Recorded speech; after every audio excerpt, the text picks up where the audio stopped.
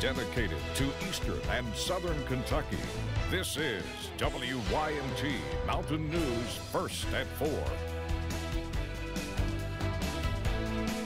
Good afternoon, I'm Keaton Hall, First at 4. As cleanup continues from last week's devastating flooding, the mountains are under a flood watch yet again, and we do have some heavy rain in the area right now. Let's begin our Severe Weather Alert Day coverage with meteorologist Evan Hatter. Evan. Well, Keaton, we are yet again dealing with the potential for flash flooding in some spots. I'm not saying everybody's going to see a ton of rain, but showers and storms moving through right now do have a lot of rain with them. There's a look at pinpoint Doppler. I'm going to go back just a second so we can talk about the flood watch that's in effect for the entire area, and you already see flood warnings in effect for these are flood advisories in effect for parts of Whitley and Knox counties, Wayne, Pulaski, Rockcastle, Jackson, Owsley, and Laurel counties. So we're not done with the flooding threat yet. You see scattered showers and storms throughout the mountains. Some portions of the area over toward the Mountain Parkway and parts of Powell and Estill County, seeing some heavy rain further to the south into portions of Bell County, seeing some heavy rain right on top of downtown Pineville. That continues down toward Powell Valley, some very heavy rain there into Claiborne County, and this is probably the strongest storm in our area right now into portions of Floyd County, south of Prestonsburg, headed toward McDowell as we head through the afternoon. Estimated rainfall rates, they are moving relatively fast, but the potential there for rainfall rates of up to 2 inches per hour, so dealing with some very heavy rain. The good news, everything is moving fast enough that we aren't dealing with training thunderstorms. We'll be keeping an eye on it through the evening hours. Everybody's under the level 2 slight risk for excessive rainfall through tonight. I'll have the very latest breakdown coming up in just a few minutes. Keaton? Thanks, Evan. The Small Business Administration is in our area helping homeowners and businesses apply for loans as they begin to rebuild. WYMT's Dakota Makers reports. I'm glad you're open. Francisco Sanchez, the Associate Administrator of the Small Business Administration, toured hard-hit Perry and Knott counties Friday morning, talking with people and business owners who are dealing with flood damage. I see a lot of resilience and a lot of pride in this community, so I'm optimistic about that. What I did see some challenges, and we're going to talk about how we overcome those. The SBA provides below-market interest rates to home and business owners during a disaster. Those loans can be paid back over 30 years. If you're a business, if you can have your tax forms, that's great. If not, we can help you with that. If you have ID, that's preferable, but come in anyway. Homeowners can request up to $200,000. Businesses can request up to $2 million for physical damage and another $2 million for economic recovery. In Perry County, Dakota Makers, WYMT Mountain News. SBA officials hosted a roundtable discussion this afternoon at Hazard Community and Technical College with business and homeowners, along with elected officials, to hear their concerns and needs. Maple Street Church of God in Hazard is helping victims. Pastor Mike Smith says they have seen an outpouring of support and love since flooding hit. He says the church was delivering meals to those who still can't get out. They had a truckload of frozen foods dropped off, saying they just want to help their community by giving out donations.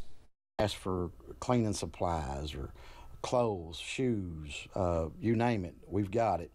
And if we don't have it, I know where we can get it. Pastor Smith says you can show up anytime during the day. Staff will be there to help you.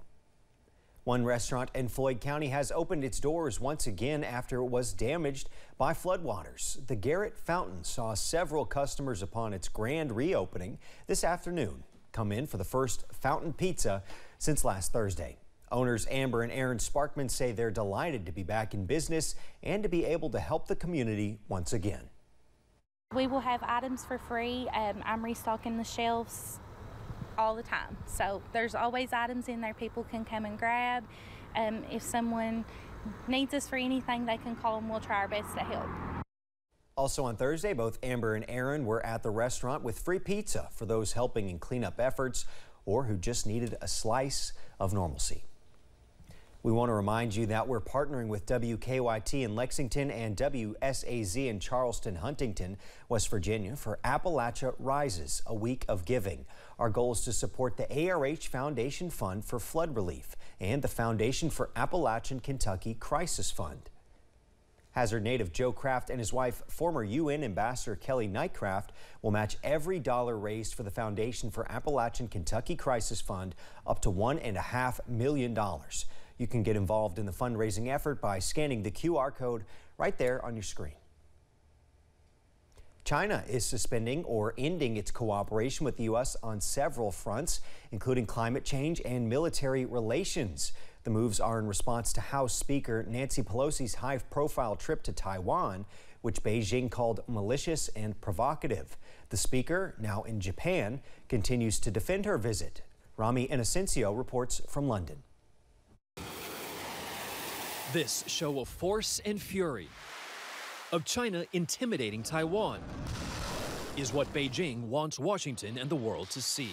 With more than 100 warplanes, warships, and a nuclear submarine deployed into the Taiwan Strait and missiles rocketing into the skies. Beijing is enraged after House Speaker Nancy Pelosi visited Taiwan this week, meeting with President Tsai Ing-wen despite Beijing's warnings. Today, at the U.S. Embassy in Tokyo, she said her trip was not about changing Taiwan's ties with China or Asia. It's about, again, the Taiwan Relations Act, the U.S.-China policy. Reiterating that the U.S. has a legal duty to give the democratic island of 23 million the means to defend itself if threatened. The Taiwan Strait is a shipping bottleneck. More than 80% of the world's biggest cargo ships sail through. Taiwan lies less than 80 miles off China's coast at their closest point.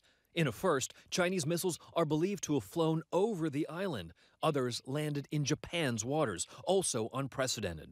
Secretary of State Antony Blinken weighed in from Cambodia.